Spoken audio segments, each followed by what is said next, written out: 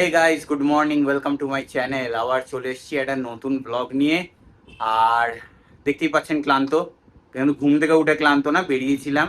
প্রথম হলো গিয়ে ব্রেকফাস্টের জন্য, সেটা হলো নান নিয়ে এসেছি আজকে, অনেক দিন বাদে শেষমেশ পেয়েছি। আর এদিকে গাছ গাছ লাগাবো, মানে জবা গাছটার খুব বাজে অবস্থা হয়ে গেছিলো, তো ওটাও চেঞ্জ করানো হলো। তারপর টগর ফুলের একটা গাছ নিয়ে এলাম, এইগুলো নিয়ে এলাম। এই আপাতত পাপার সাথে গিয়ে এত কিছু কাজ হয়ে গেছে সকাল থেকে। আর তারপর আর দেখা যাক, আগে তো খাই, তারপর আর কি করা যায় সেটা পরে দেখাচ্ছি। যেটা বলেছিলাম ব্রেকফাস্টে, নান, আলুর দম। আজকে আজকে আর ঘুগনি নিইনি, মার জন্যই বললাম যে শুধু আলুর দমটাই নিই, কেন ঘুগনিতে আবার কোথায় দাঁতে লাগবে না লাগবে, তার জন্য।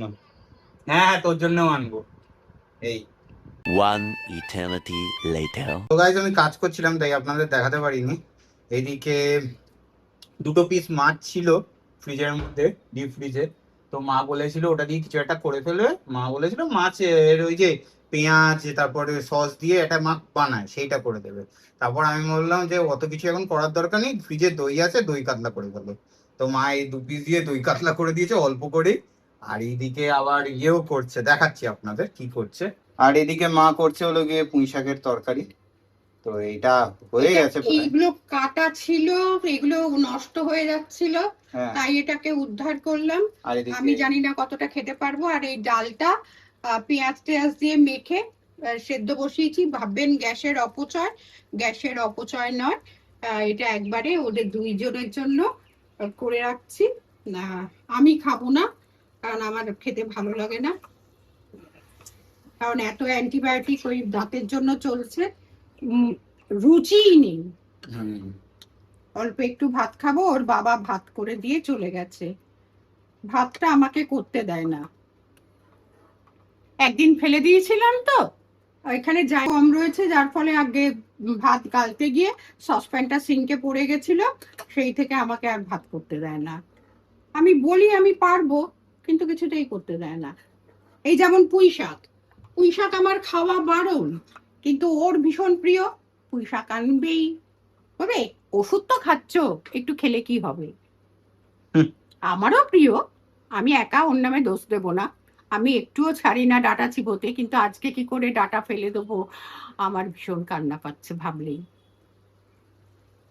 ব্যাস, এইগুলো আমি পুরোতে দেখাতে পারিনি, আমার কাজ কাজ অনেক ছিল। ও কাজ করছিল, যার ফলে এগুলো কোনোটাই আপনাদের দেখাতে পারেনি।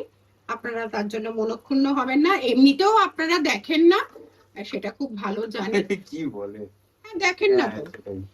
তাহলে আমাদের সাবস্ক্রাইবার বাড়তো, ভিউয়ার্স বাড়তো, কেউ আমাদের পছন্দ করে না। ঠিক আছে, চলো তুমি করো। হ্যাঁ, আমি যাই, স্নান টান করতে হবে। 1 hour later. আজকে আমি এসেছি, লাঞ্চে কি খেলি, ব্যাপারটা হচ্ছে প্রতিদিন তো আমার ছেলেই বলে, আর আপনারা দেখেই নিয়েছেন যে আজকে কি খাওয়া হবে।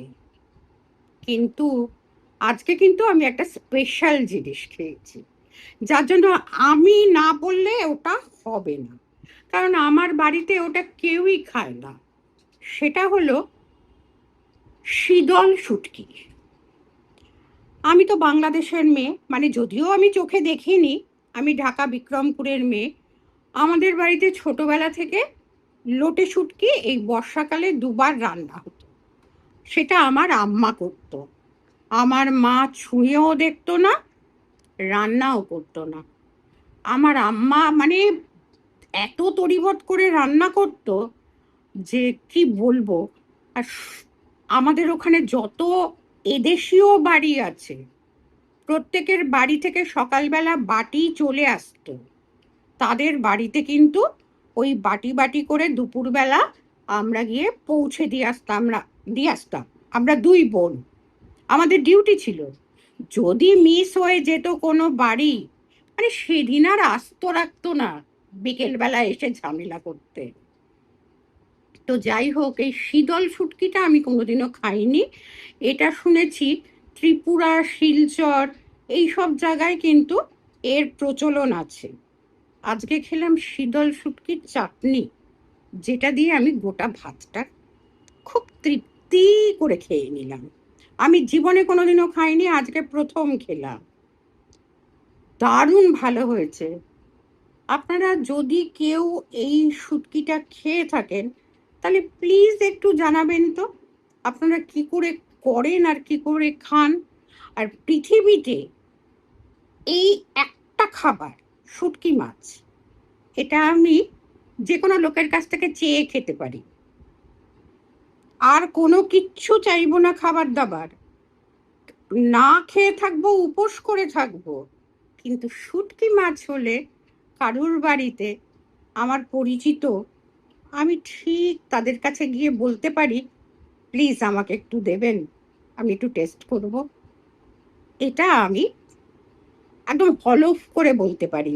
এই যারা আজকে আমাকে এটা পৌঁছে দিয়েছে তারা আমার তাদের সাথে আমার পরিচয় আমার মেয়ের বিয়েতে, তারা আমার মেয়ের শ্বশুর বাড়ির সম্পর্কিত আত্মীয়, তারা ত্রিপুরায় থাকে। তাদের কাছে কিন্তু আমি তখনই চেয়েছিলাম, তারা এখন ত্রিপুরা থেকে এসছে, এসে রান্না করেছে, আমাকে বাড়ি এসে পৌঁছে দিয়েছে। তাদেরকে আমি অসংখ্য ধন্যবাদ জানাই। রঞ্জনদা আমার বাড়িতে এসে পৌঁছে দিয়েছেন এবং ওনার স্ত্রী এটা এত তরুজুত করে রান্না করেছে, অসংখ্য অসংখ্য ধন্যবাদ। মা একটা কথা বলতে ভুলে গেছিল, সেটা হলো মা সিক্স বালিগঞ্জ প্লেসে যখন মা আর পাপার অ্যানিভার্সারি সেলিব্রেশন হয় তখন ওখানে মা শুটকি মাছ অর্ডার দিয়েও নিয়ে এসেছিল বাড়িতে।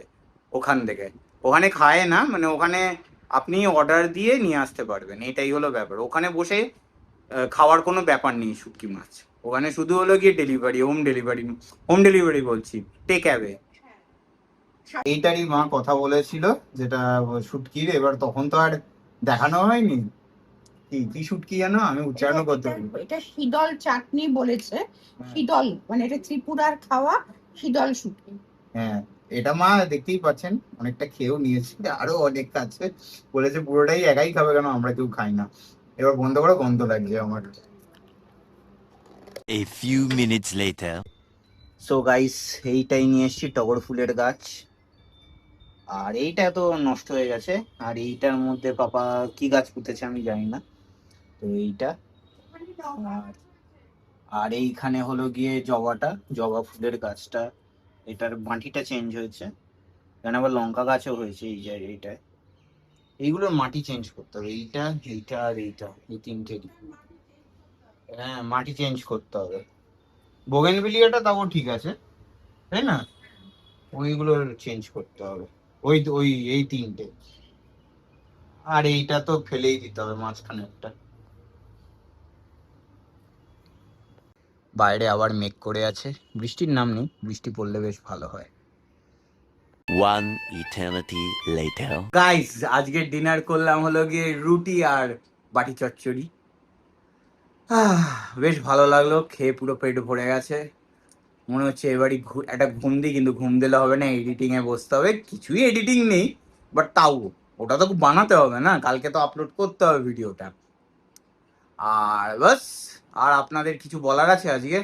আজ আর কিছু বলার নেই। এই কদিন একটু এরকমই ভিডিও আসবে, তারপরে যখন রান্নার আমরা ঢুকবো ফর্মে, আবার সেই নতুন নতুন রেসিপি, পুরনো রেসিপি না, নতুন ইনোভেটিভ রেসিপি। ইনোভেটিভ বলবো না, কারণ কেউ না কেউ হয়তো হ্যাঁ হ্যাঁ, এবার ওইগুলো যখন আসবে তখন তো ওগুলো আপনারা দেখতেই পাবেন। তো এই কদিন একটুখানি এরকমই যাচ্ছে, আর কাজের চাপ যাচ্ছে সকালবেলা দুপুরবেলাও, আমি তাই দেখাতে পারছি না, যা একটু মা করছে সেটাও দেখাতে পারছি না, এটাই হলো কথা। আর দেখি কোথাও যদি কোনোদিন একটা বেরোনো আবার যায়, বেরোতে তো হবেই, না বেরোলে হয় নাকি। সো ভিডিওটা ভালো লাগলে লাইক করবেন, চ্যানেলে নতুন হলে সাবস্ক্রাইব করবেন। দেখা হচ্ছে পরের ব্লগে। Thanks for watching, bye bye.